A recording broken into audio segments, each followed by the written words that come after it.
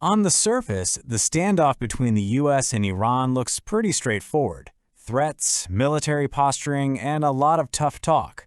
But what if the headlines are just the tip of the iceberg? Welcome to The Explainer, where today we're diving deep into the source material to uncover the hidden motives, from economics to huge cultural miscalculations that might really be driving this conflict. So here's how we're going to break this down. Think of the whole situation like an iceberg. First, we'll look at the part you can see above the water, the threats and the strikes you hear about on the news. Then, we're going to go deep beneath the surface to explore the massive, hidden forces at play, from military strategy all the way to a high-stakes global power game. Okay, so let's start at the surface. The story we usually get seems pretty simple, right? It's a direct confrontation, and it's fueled by some really intense language, including threats from the US president to, and I'm quoting here, erase Iran from the face of the earth. It paints a picture of two countries right on the very edge of all-out war. But, and this is a big but, the second you start looking at the reality on the ground, that picture gets really blurry. According to military analysts in our source material, the whole idea of a simple, direct invasion, a repeat of past wars, is actually seen as almost impossible from a strategic point of view. So the real question is, why? Well, the answer is all in the real military math.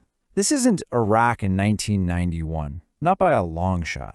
And once you actually look at the real balance of power, that surface-level story of an easy invasion just completely falls apart. Our sources point to what looks like a massive strategic miscalculation. The expectation, allegedly, was based on the old 1991 Iraq playbook. But Iran is a totally different strategic landscape.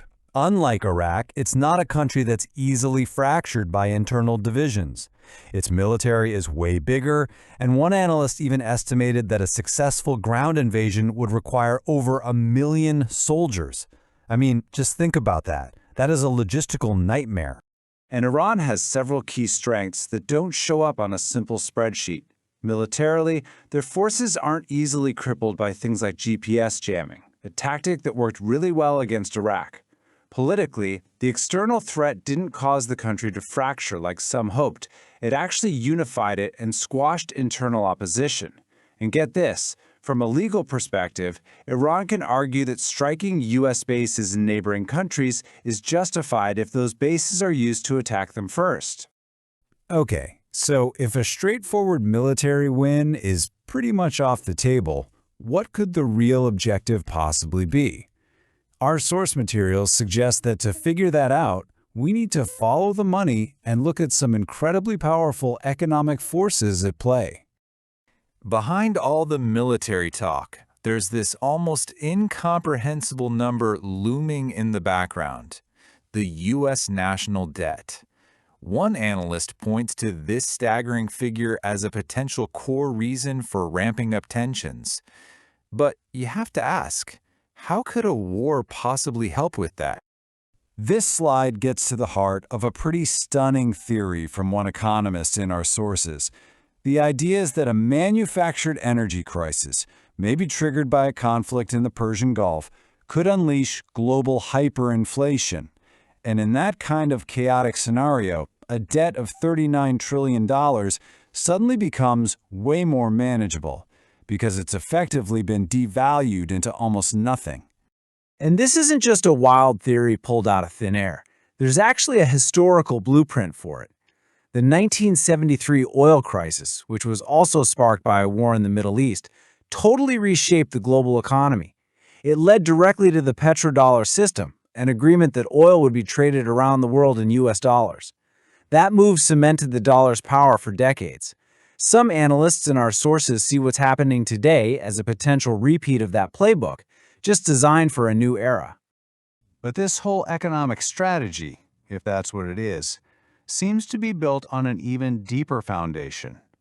What our sources describe as a fundamental, critical misreading of Iran itself. An analyst shares this little story to really capture the massive cultural gap. It's just a simple anecdote about shopping, but it reveals a completely different way of communicating, of negotiating, of just existing.